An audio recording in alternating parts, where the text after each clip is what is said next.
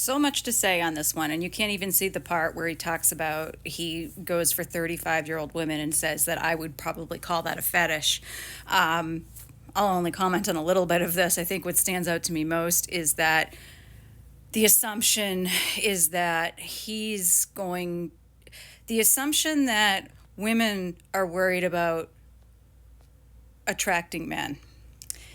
At least the group I'm speaking to and of, we haven't been worried about that for a long time. We're more worried about us being attracted to you because we're searching for things to find you able to sit at our table. And it's kind of hard because we're dating for character, nothing else.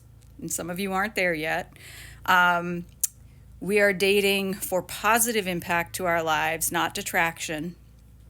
And so,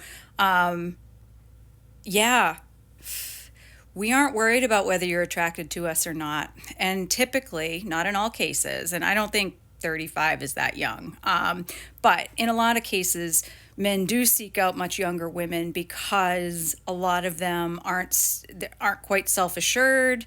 They may still have some insecurities they're working through. They haven't gotten to this point that us 50s have, where we are finally, like, we're so independent and so capable, and they might still be working through some of those things. And so it's easier maybe for an older guy to be with a younger woman like that who's still kind of in the iffy stage because she's got fewer expectations, and doesn't expect you maybe to rise to the level of occasion that we do.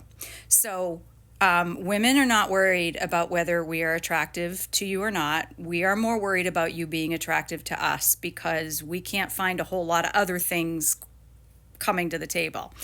Now, that said, I know that those guys are out there, good ones, because I'm talking to them. I've been on 3 dates in a row with them, and even though it wasn't the right fit on my side or theirs, they're out there. And so that's the audience I'm talking to. Not you guys that are like, here's all the reasons why I don't want to be in a relationship.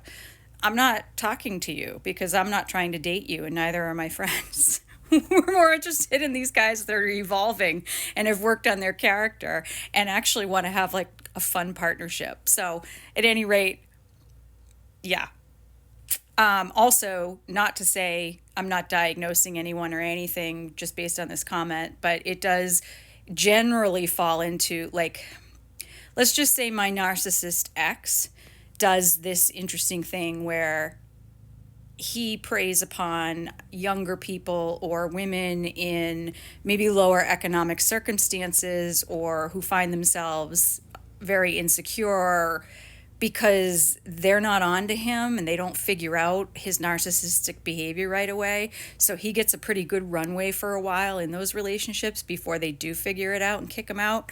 And the reason he isn't in my life anymore is because I did hold him accountable. And so that was too much of a challenge for him as a narcissist. So just be careful. Sometimes these behaviors can be symptoms of something much bigger, but at the end of the day, ladies, we all know we don't care whether we're attractive to them or not because we already know we're carrying everything to the table. And I saw a TikTok earlier today that was really interesting, but the guy said that basically women are looking for men who are better men or better at being men than women already are. And I think that's a pretty accurate and interesting point. So one to think about.